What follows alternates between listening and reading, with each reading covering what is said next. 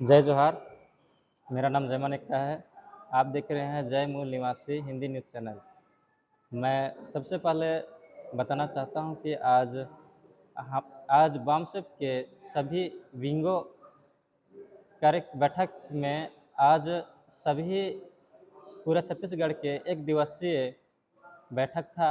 उसमें सभी जिलों से बुलाया गया था और यहाँ बैठक में बहुत कुछ बातें हुई और उस बातों को भली बातें हमारे बीच में निर्मल जी हैं, उन्होंने समझे हैं, उनसे कुछ पूछा जाए। तो उससे पहले मैं सबसे पहले निर्मल जी को मैं मेरी ओर से जय जोहार। जय जोहार। तो मैं ये जानना चाहता हूँ कि आज का बैठक जो था वो किन किन मुद्दों में बात हुई। मैं सबसे पहले आपके माध्यम से लोगों को जय जोहार जय मूल निवासी कहना चाहता हूं और मेरा परिचय है। मैं निर्मल कुजूर और संगठन में काम करते हुए मुझे लगभग 5-6 साल का वक्त हो चुका है और मैं संगठन ने जो जिम्मेदारी दी है उस जिम्मेदारी को मैं बाखूबी निभा रहा हूं। तो आज का जो बैठक रखा गया था, ये बैठक मुख्यतः 2-3 बिंदुओं को लेकर के रखा गया था, जिसमें एक बिंदु था कि अभी जशपुर और सीतापुर में जिस तरह से हमारा जो कार्यक्रम लगा हुआ था, उस कार्यक्रम को दुश्मनों के द्वारा उसको रोकने की कोशिश किया गया।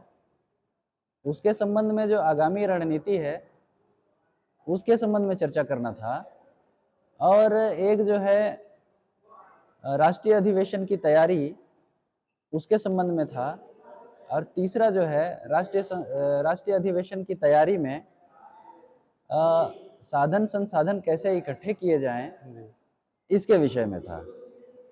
अच्छा, तो मैं इस बैठक के द्वारा मैं ये कुछ जाना मैं इसमें ये बात रखा गया कि हमारा जो जो अनुच्छेद 19(1) के तहत हमको संगठित होने का और बोलने का अधिकार है, उसे लगातार अन्य समाज के द्वारा उसका हनन किया जा रहा है और उस हनन का उल्लंघन करते हुए हमारे आदिवासियों का जो कार्यक्रम होता है उसको रोकने का प्रयास किया जाता है। लेकिन मेरे हिसाब से तो ये समझ में आता है कि आदिवासियों का भी आरक्षण 32% से 20% हुआ, उसके बाद अभी रोस्टर के हट जाने से लगभग 0% सभी स्टेट से ओबीसी का हो गया है। लेकिन ये तो आदिवासियों या आरक्षित वर्ग का अपनी लड़ाई है, खुद की लड़ाई है, तो अन्य समाज को फिर तकलीफ क्यों होता है? देखिए क्या है, जो आरक्षण है वो आरक्षण एक तो जनसंख्या के आधार पे होता है। संविधान में जो प्रावधान किया गया है वो बराबर की हिस्सेदारी है इस देश में कि जिसकी जितनी जनसंख्या है उसको उसके अनुपात के आधार पे प्रतिनिधित्व, शासन प्रशासन और जितना भी व्यवस्था है, शासन का जो व्यवस्था है उसमें हिस्सेदारी बराबर होना चाहिए।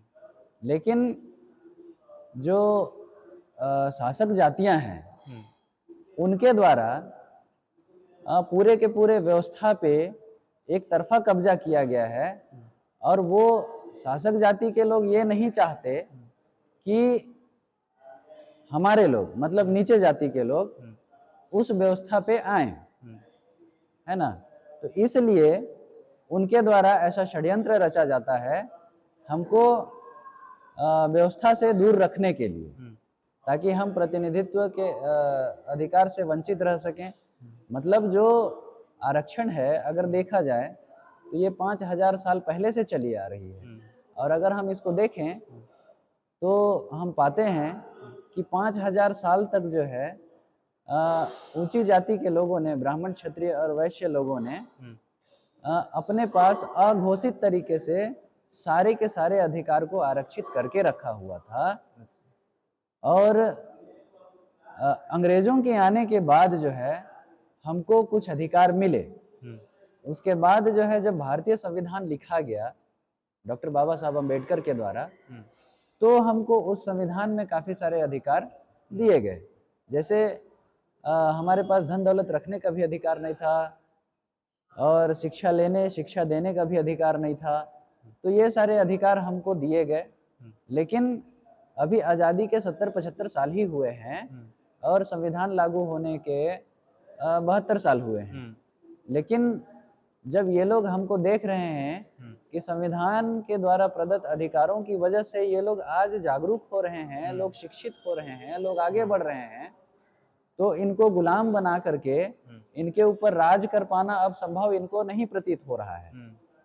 तो इसलिए ताकि हमारे लोग जो है लंबे समय तक गुलाम बने रहें, लंबे समय तक जो है विज्ञान से ज्ञान से दूर रहें, इसलिए इनके द्वारा ये सारे षड्यंत्र किए जा रहे हैं, नौकरियां खत्म की जा रही हैं, महंगाई बढ़ाया जा रहा है ताकि हमारे लोग उस महंगाई को फेस ना कर सके और गरीबी में जीवन यापन करें। लेकिन देखा जाए तो जनरल वर्ग को तो पहले से ही 50% से अधिक उनको आरक्षण मिला है, चाहे EWS का 10% आरक्षण हो या फिर पहले का फिर 50% आरक्षण को जोड़ दिया जाए तो उससे 50% से ऊपर का आरक्षण होता है।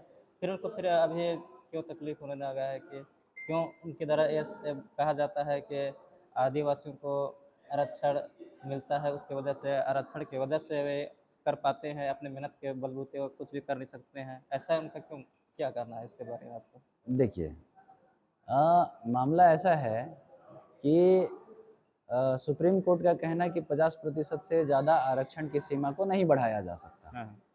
तो उसने 50% के अंदर में रखा, हुँ, है ना?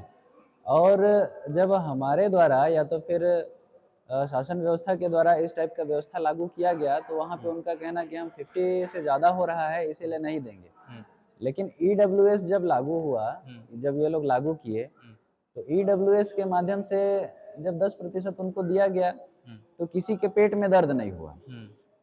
और ऑलरेडी जो है 50% से आगे हो गया, बढ़ गया, तो उसको जो है इन्होंने मान्य कर दिया। अब अगर देखा जाए कि इनको क्यों तकलीफ हो रहा है, तो हमारे लोग अभी वर्तमान में ज्ञान विज्ञान की बातों को समझ करके, शिक्षित हो करके, काफ़ी सारे लोग जब प्रशासन की व्यवस्था में जा रहे हैं, हमारे लोगों का प्रतिनिधित्व हो रहा है, तो हमारे लोग जाग रहे हैं, है ना? ये जागृति, हमारे समाज की जागृति से इनको दिक्कत है, और हमारे समाज के जागरूक होने से, आगे बढ़ने से इनको दिक्कत है, क्योंकि जो जागृत है उसको गुलाम बनाया नहीं जा सकता, उसके ऊपर शासन नहीं किया जा सकता, है ना? इसलिए उनको प्रॉब्लम हो रहा है। और जो 50% का जो सीमा है, अब 50%, अब कुछ दिन पहले जो है ये भी कहा गया कि जो भी रिजर्वेशन वाले कैटेगरी हैं, ST, SC, OBC और माइनॉरिटी के लोग, वो लोग उसी कैटेगरी में रहेंगे, उसके अलावा वो लोग जो है ओपन कैटेगरी में फाइट नहीं करेंगे। कहने का मतलब ये है कि उसको सीधा सीधा जनरल कर दिया गया, और जनरल कर देने से अघोषित तरीके से उनके लिए वो सारी सीटें रिजर्व हो गई। आज अगर हम वर्तमान स्थिति में देखें तो शासन प्रशासन में, कार्यपालिका, न्यायपालिका, व्यवस्थापिका में सारे के सारे पदों पे, उच्च पदों पे लगभग 80 से 90% पदों पे उन्हीं का कब्जा है, शासक जातियों का कब्जा है। इसलिए हमको आज भी गैर बराबरी का जो व्यवस्था है उसको फेस करना पड़ रहा है। आज भी हमको हमारे समाज को न्याय नहीं मिल पा रहा है। तो मामसेप और तमाम संगठनों की लड़ाई इसलिए है ताकि हमको बराबरी का व्यवस्था जो है इस देश में लागू हो, और जो हमको न्याय मिलना चाहिए, है ना, वो न्याय हमको मिल सके। तो ये लड़ाई है, और आरक्षण भी इसी लड़ाई का एक हिस्सा है, ताकि हमको न्याय मिल सके, हमको बराबर शिक्षा मिल सके, हमको बराबर प्रतिनिधित्व मिल सके समाज में। तो ये भी इसी लड़ाई का एक हिस्सा है। हाँ, अभी हमने देखा था कि कुछ साल पहले तमिलनाडु का जो 50% से अधिक 69% लगभग उनको आरक्षण मिला है, आरक्षित वर्गों के लिए। और उसी प्रकार से अभी हाल ही में झारखंड जो नया राज्य बनाया, छत्तीसगढ़ के बाद में उसका झारखंड राज्य का गठन हुआ। हाँ, उसके बाद भी झारखंड में आरक्षित वर्गों के लिए लगभग 77% का आरक्षण अभी लागू हुआ है। तो हमारे छत्तीसगढ़ में ऐसा क्या है, क्या समस्या, क्या अड़चनें हैं जो 50% से अधिक आरक्षित वर्गों को आरक्षण नहीं मिल सकता? इसके बारे में क्या कहना चाहते देखिए क्या है, अगर हम यहाँ पे देखें तो छत्तीसगढ़ में ज़्यादातर बाहरी लोगों का कब्जा हैं? है ना। और जैसे बीजेपी की गवर्नमेंट थी तो उसने आरक्षण अपने फायदे के लिए उसने 32% लगाया, है ना, क्योंकि उस टाइम ज्वलंत मुद्दा था आरक्षण का। उसने अपने फायदे के लिए 32% तो दिया, लेकिन जो जनगणना का जो डेटा होना चाहिए उसके पास एक्चुअल में, उस डेटा को उसने प्रस्तुत नहीं किया। अब जो है कुछ संगठनों के माध्यम से पिटीशन दायर किया गया कि आदिवासियों को या शेड्यूल्ड ट्राइब को 32% का रिजर्वेशन दिया जा रहा है, वो किस आधार पे दिया जा रहा है। तो आधार दिखाने के लिए डेटा होना बहुत जरूरी है, और डेटा होने के लिए जनगणना का होना बहुत जरूरी है। तो वो जनगणना की जो डेटा है वो उसने प्रस्तुत नहीं कर पाया। अब कांग्रेस की सरकार जब छत्तीसगढ़ में आई तो कांग्रेस की सरकार को भी डेटा प्रस्तुत करना था, क्योंकि ये भी डेटा प्रस्तुत करने में नाकामयाब रही। तो इस वजह से यहाँ आरक्षण जो है आरक्षित वर्ग के लोगों को, है ना, हमारे समाज के मूल निवासी लोगों को बराबर जितनी उनकी जनसंख्या है उस आधार पे नहीं मिल पा रहा है। बाकी सारे राज्यों की अगर हम बात करें तो बाकी सारे राज्यों में जनगणना बराबर किया जा रहा है और उसके आधार पे उनको रिजर्वेशन दिया जा रहा है। जनगणना को उनकी जनसंख्या को उनके सामाजिक पिछड़ेपन को आधार मान करके उनको दिया जा रहा है, क्योंकि छत्तीसगढ़ में इस टाइप की परिस्थिति नहीं है। जैसे उदाहरण के लिए कुछ समय पहले ओबीसी को रिझाने के लिए छत्तीसगढ़ के माननीय मुख्यमंत्री भूपेश बघेल के द्वारा घोषणा किया गया कि हम ओबीसी को, है ना, 27% का रिजर्वेशन देंगे, और उसने घोषणा भी किया। लेकिन कोर्ट में कुछ लोगों के द्वारा पिटीशन दायर किया जाता है और उस पे स्टे लगवाया जाता है। स्टे लग गया, 27% का रिजर्वेशन भी उनको नहीं मिला।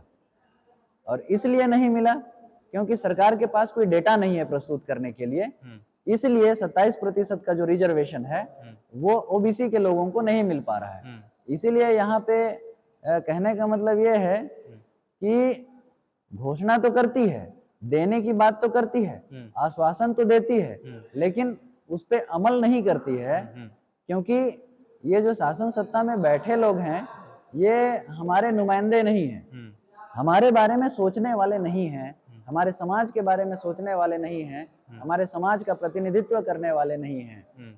तो इसलिए ऐसी समस्याएं हो रही है। क्योंकि हमारे पास आदिवासियों के भी बहुत सारे विधायक हैं, लेकिन वो लोग आज पार्टी के गुलाम बन के रह गए हैं। जैसे एक्चुअल में क्या होता है, जब इलेक्शन होता है तो इलेक्शन में पैसा खर्च होता है, तो पैसा जो खर्च करता है वो कॉरपोरेट लोग होते हैं। तो जब कॉरपोरेट लोग पैसा खर्च करते हैं और जब चुनाव जीत करके जब सामने वाला आता है तो वो उनके लिए काम करता है, ना कि अपने समाज के लिए। तो ये सारी समस्याएं जो है हमारा समाज फेस कर रहा है। तो इसीलिए अगर हकीकत में अगर प्रतिनिधि चुनना है तो हमारे समाज को बिकाऊ नहीं, टिकाऊ होना बहुत जरूरी है, क्योंकि न बिकने वाला समाज जो है वो न बिकने वाला एक अच्छा नेता पैदा कर सकता है। तो मैं इस चैनल के माध्यम से मैं बताना चाहता हूँ हमारे समाज को कि न बिकने वाला समाज बनाएं और न बिकने वाला नेता पैदा करें। तो अक्सर देखा जाता है कि चुनाव जब आता है तो आदिवासी अपना मूल अधिकार को भूल जाता है, और जो नेता जो होते हैं वे उनको लुभाने के लिए कई प्रकार का उनको मतलब कि मुर्गा, हड़िया दारू, इस तरह से उनको खिला के वोट मांगने का प्रयत्न करते हैं, और उसमें हमारे आदिवासी लोग अपना वोट उसको बेच देते हैं, और इस प्रकार से आदिवासी लोग अपना वोट उनको दे देते हैं। लेकिन मैं आज आ रहा था, आप भी देखे होंगे कि अंबिकापुर से जब आ रहे थे तो प्रतापपुर और सूरजपुर की ओर से बहुत सारे गौड़ जनजाति के भाई लोग आ रहे थे। हाँ, हाँ। शायद उनका बूढ़ा तालाब के पास आज विशाल रूप से धरना प्रदर्शन था, तो वहीं शामिल होने के लिए आ रहे थे। तो बहुत लोग ने झंडा भी पकड़ा हुआ था हाँ, जिसमें हाँ। लिखा था गुणवाना गणतंत्र।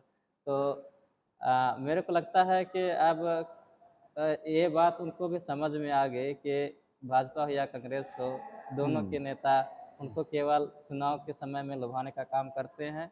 हुँ। लेकिन उनका जो मु मुख्य जो मतलब कि अधिकार है, उनको हुँ। वो देते नहीं हैं। हाँ, हाँ, हाँ। केवल छीनने का प्रयत्न करते हैं। हुँ। तो शायद इसीलिए वे पूरे बहुत भीड़ था उनका, केवल ट्रेन में और स्टेशन में केवल हाँ, उन्हीं का हाँ। ज़्यादातर संख्या दिख रहा था। तो ऐसे में क्या लगता है कि हमारे जो अलग-अलग जनजाति के आदिवासी हैं, हुँ, हुँ, क्या हुँ। अभी आरक्षण खत्म होने से उनमें कुछ जागरूक आ रही है? या अ, कुछ उसमें चेतना आ रही है कि हमारा आरक्षण खत्म हो गया है, तो हम इसको बचाने का प्रयास करेंगे? हकीकत में देखा जाए तो अभी सोशल मीडिया के माध्यम से जो वामसेप जो लड़ाई लड़ रहा है, जी। उसका मैसेज जो है सारे तरफ सर्कुलेट हो रहा है। पूरे देश के लोग उसको देख रहे हैं हुँ, और हमारा समाज भी जाग रहा है। हुँ, और कुछ-कुछ परिस्थितियाँ ऐसे निर्मित हो रही हैं, हुँ, जैसे एसटी-एससी एट्रोसिटी एक्ट का डाइल्यूशन का मामला था। हुँ, उस टाइम पे भी हमको बहुत बड़ी जनसंख्या जो है रोड में देखने को मिला। हुँ, डीलिस्टिंग का जो प्रोपेगेंडा था, हुँ, उस टाइम पे भी हमको बहुत बड़ी जनसंख्या देखने को मिला रोड पे, जी, है ना? और आरक्षण का जो मुद्दा है, जी, उस मुद्दे पे भी हम देख रहे हैं कि काफ़ी सारे लोग आज रोड पे हैं। हुँ, कहीं न कहीं हमारे समाज के लोग जाग रहे हैं। हुँ, कहीं न कहीं हमारे समाज के लोगों को ये एहसास हो रहा है हुँ, कि हम जिनको चुन के भेजते हैं, हुँ, वो सारे के सारे लोग नालायक साबित हो गए आज। हुँ, वो हमारे हक और अधिकार को बचा नहीं पा रहे हैं, हुँ, जो हमको संविधान के द्वारा मिला हुआ है, जी, तो उनके ऊपर भरोसा नहीं किया जा सकता। इसीलिए आज समाज को ज़रूरत है कि एक सच्चे नेता पैदा करने की, जिसको चुन के विधानसभा या संसद भेजा जा सके, जो समाज का प्रतिनिधित्व वहाँ पे कर सके। क्योंकि जब हम अंबिकापुर से आ रहे थे यहाँ रायपुर के लिए जी, कार्यक्रम में शामिल होने, हुँ, तो हमने पाया कि काफ़ी सारे जो हमारे आदिवासी जनजाति के लोग जो है रैली में शामिल होने आ रहे थे।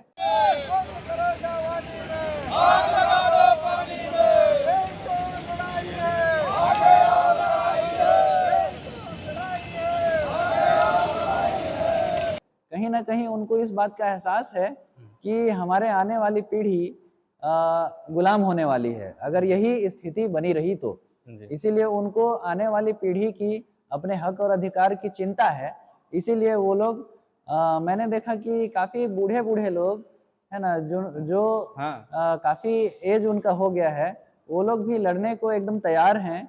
वो लोग इसलिए तैयार हैं, मुझे जहाँ तक ऐसा लगता है, क्योंकि उनको ये चीज़ का एहसास है कि उनके आने वाली पीढ़ी गुलाम होने वाली है, क्योंकि आज नौकरियाँ नहीं हैं, शिक्षा का व्यवस्था पूरा चरमरा गया है, महँगाई बढ़ गई है और शिक्षा के बजट में कटौती किया जा रहा है। तो ये बहुत सारी समस्याएँ जो हैं, ये हमारा समाज फेस कर रहा है, जी, क्योंकि महँगाई जिस अनुपात में बढ़ रहा है, हुँ, उस अनुपात में हमारा जो उत्पाद है ना? या तो फिर हमारा जो इनकम है, वो नहीं बढ़ पा रहा है। जी, तो उससे क्या होगा कि हम महँगाई को फेस नहीं कर पाएँगे और अमीरी और गरीबी का खाई जो है इस देश में बढ़ जाएगा। क्योंकि अगर उदाहरण के लिए हम देखते हैं तो 2014 से पहले तक 30,000 करोड़ का मालिक था अदानी, हुँ, है ना? और अभी 6 साल में ऐसा क्या वो सोने का खदान खोल दिया हुँ, कि वो 12 लाख करोड़ का मालिक हो गया है। जी, क्या उसके पास नोट छापने की मशीन आ गई? कभी-कभी तो ऐसा अंदाज़ा लगाया जा रहा है कि इस हुँ, देश का जो व्यवस्था है, हुँ, वो आर्थिक व्यवस्था है, हुँ, वो कहीं न कहीं अदानी के वजह से क्रैश भी हो सकता है। हुँ, इस तरीके का कहीं न कहीं ऐसा अंदाज़ा कई बार लगाया जाता है। जी, तो ये सारी चीज़ों को हमारे समाज के लोग अब धीरे-धीरे समझ रहे हैं, हुँ, तो इसीलिए आज रोड पे उतर रहे हैं और ये जो रोड पे उतर रहे हैं, ये कहीं न कहीं एक बड़ी परिवर्तन की ओर जो है एक इशारा कर रही है। जी। लास्ट में मैं ये आपसे अंतिम अंतिम शब्द के रूप में आपसे कुछ समाज के लिए संदेश आप देना चाहते हैं तो उनको बताइए क्योंकि हमारे पास समय की की अभाव है, इसीलिए हम यहीं रोकते हैं। और हम्म। आपके अंतिम जो समाज के लिए संदेश जो है उसको आप बताइए। मैं जय मूल निवासी हिंदी न्यूज़ यूट्यूब चैनल है, उसके माध्यम से मैं लोगों तक अपनी ये बात पहुंचाना चाहता हूं कि आज जो है आर्टिकल 19 जो है हमारे बोलने के अधिकार, हमारे हमारे को बोलने का जो अधिकार देता है, उस पे जो है पाबंदियां लगाई जा रही हैं। तो जैसे जसपुर का कार्यक्रम हुआ, सीतापुर का कार्यक्रम हुआ, उसको जो है कुछ तथाकथित ऊंची जाति के जो संगठन हैं उनके द्वारा कार्यक्रम को रोकने का काफ़ी प्रयास किया गया। बावजूद हमने कार्यक्रम किया सीतापुर में, और जहाँ तक हम समझते हैं कि कार्यक्रम सफल रहा, और लोगों को जो कार्यक्रम में शामिल थे उनको प्रत्यक्ष रूप से जो दुश्मन हैं उनको पहचानने का भी मौका मिला। तो आज जो है बामसेफ और राष्ट्रीय आदिवासी एकता परिषद, भारत मुक्ति मोर्चा और तमाम जो संगठन जो समाज के लिए आज काम कर रहे हैं, इन संगठन के बनने का एक कारण है, इस देश की जो व्यवस्था है वो कुछ ही परसेंट लोगों के पास है जो ऊंची जाति के लोग हैं, और इस देश में गैर बराबरी की जो व्यवस्था है, या कहें मनुवादी ब्राह्मणवादी जो व्यवस्था है, ये व्यवस्था अभी भी इस देश में चली आ रही है। तो उस व्यवस्था को समाप्त करके समानतावादी व्यवस्था इस देश में लागू हो, इसलिए बामसेफ के माध्यम से लगातार ये लड़ाई लड़ी जा रही है। और हमको बामसेफ और तमाम उनके ऑफशूट विंग में जुड़ करके काम करना चाहिए। ये इसलिए करना चाहिए कि ये इस देश के एसटी, एससी, ओबीसी और तमाम जो है एसटी, एससी, ओबीसी से धर्म परिवर्तित जो धार्मिक अल्पसंख्यक हैं, उनको जोड़ करके ये संगठन काम करता है। इसलिए क्योंकि अगर आदिवासियों के परिप्रेक्ष्य में अगर देखा जाए तो इस देश में आदिवासियों की जनसंख्या जो है 7.5% है, और ये 7.5% में से हम 100% लड़ाई में किसी को नहीं उतार सकते। हमको पता है कि 100% नहीं उतार सकते, इसलिए हमको इस देश की व्यवस्था पे कंट्रोल करने के लिए हमको और भी लोगों की ज़रूरत होगी। तो हम और लोगों को जोड़ करके, जैसे ओबीसी हो गया, एससी हो गया, या धार्मिक अल्पसंख्यक हो गए, उनको जोड़ करके हम इस देश में बड़ी व्यवस्था परिवर्तन कर सकते हैं, जिससे हम जो है उस व्यवस्था पे कंट्रोल करके हम अपनी समस्याओं को दूर कर सकते हैं। इसलिए क्योंकि समस्या जो पैदा करता है वो हमारे समस्याओं का समाधान कभी नहीं कर सकता। तो साथियों, इस चीज़ को हमको याद रखना है, क्योंकि जिसने समस्या हमारे लिए पैदा किया है वो समस्या का समाधान करने का आश्वासन जरूर दे सकता है, लेकिन हमारे समस्या का समाधान वो कभी नहीं करेगा। तो हमको हमारी समस्या का समाधान करने के लिए हमको उस व्यवस्था पे कंट्रोल करना है, और उस व्यवस्था पे कंट्रोल करने के लिए ये लोकतांत्रिक व्यवस्था है इस देश में। इस देश में लोकतंत्र का राज है, तो लोकतंत्र में जनता ही ताकत होती है, और हमको उतना जनसमूह इकट्ठा करने के लिए और हमको जो है इस व्यवस्था को बदलने के लिए, समानतावादी व्यवस्था लागू करने के लिए हमको संख्या बल की ज़रूरत है। इसलिए हम तमाम एसटी, एससी, ओबीसी और उससे धर्म परिवर्तित जो माइनॉरिटीज़ हैं, धार्मिक अल्पसंख्यक हैं, उनसे हम जय मूल निवासी हिंदी न्यूज़ चैनल के माध्यम से मैं आह्वान करता हूं कि सारे के सारे लोग आज देश में जो परिस्थिति बन रही है, उन परिस्थितियों को ध्यान में रखते हुए और समाज की लड़ाई को देखते हुए, बामसेफ संगठन के माध्यम से जो लड़ाई लड़ी जा रही है, भारत मुक्ति मोर्चा के माध्यम से जो लड़ाई लड़ी जा रही है, जिसका नेतृत्व माननीय बहुजन नायक, मूल निवासी नायक वामन मेश्राम साहब कर रहे हैं, तो इस लड़ाई के साथ ज़्यादा से ज़्यादा संख्या में जुड़ें, ताकि हम जितना ज़्यादा तेज़ी से जुड़ेंगे, जितना ज़्यादा तेज़ी से हम समझेंगे आंदोलन को, उतना उसी के अनुपात में हमको आज़ादी मिलेगा। तो आज़ादी का भी एक सिद्धांत है कि जितना तेज़ी से हम काम करेंगे उतना तेज़ी से हमको आज़ादी भी मिलेगा। इसीलिए अगर हम तेज़ी से काम करते हैं तो हमको आज़ादी भी उतना ही जल्दी मिलेगा। तो यही मैं हमारे समाज के लोगों से मैं आह्वान करना चाहता हूँ, और आप लोगों ने मुझे सुना और अपने हमारे माननीय जयमन एक्का जी, जो अभी जय मूल निवासी हिंदी न्यूज़ चैनल चला रहे हैं, इनके मेहनत को मैं सलाम करता हूँ, क्योंकि हमारे समाज में आवाज़ को पहुँचाने के लिए सोशल मीडिया की कमी थी, जिसको मैं समझता हूँ कि आज पूरा किया जा रहा है। तो मैं आपको भी बहुत बहुत धन्यवाद देता हूँ कि हम जो सोच रहे हैं, हम जो लड़ाई लड़ रहे हैं, इसको हम सोशल मीडिया के माध्यम से भी लोगों तक इस बात को पहुंचा रहे हैं। और आशा और उम्मीद करता हूं कि आपके चैनल के माध्यम से हमारे समाज के लोग सुनेंगे, जागेंगे और हमारा आंदोलन सफल रहेगा। इसी आशा और उम्मीद के साथ मैं धन्यवाद देता हूं आपको। बहुत बहुत धन्यवाद। जय मूल निवासी।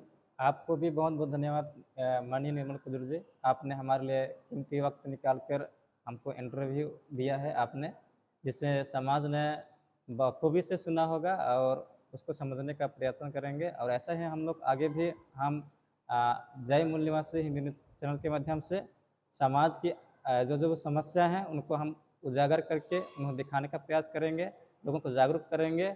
आप लोग ऐसे ही बने रहें हमारे जय मूल निवासी हिंदी न्यूज़ चैनल के साथ। आगे भी हम ऐसे ही आप लोगों के सामने हमने नया वक्ताओं को लाएंगे, आप लोगों के समक्ष उनका इंटरव्यू दिखाएंगे। जय मूल निवासी। जय मूल निवासी।